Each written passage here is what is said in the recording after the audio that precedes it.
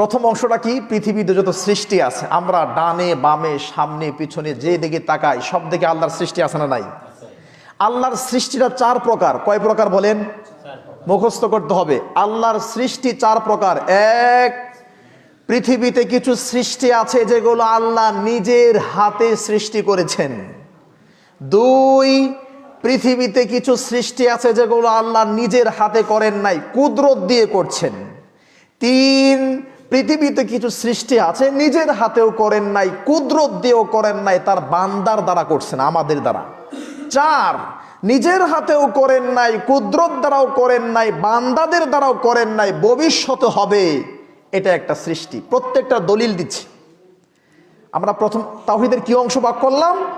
আপনার চোখে ডানে বামে সামনে পিছনে উপরে নিচে যা দেখেন, যত সৃষ্টি আছে সব সৃষ্টির সৃষ্টিকর্তা কে? এই সৃষ্টিগুলো কয় প্রকার? এক, কিছু সৃষ্টি আল্লাহ নিজের হাতে করছেন। কি সেই সৃষ্টিগুলো? 4টা জিনিস। 4টা জিনিস আল্লাহ নিজের হাতে সৃষ্টি করেছেন। সুবহানাল্লাহ বলেন। 1, কলম। 2, আদম। 3, আরশ। 4, জান্নাত ও আদন। ভালো করে খেয়াল করেন, সহজে মিল রাখার জন্য।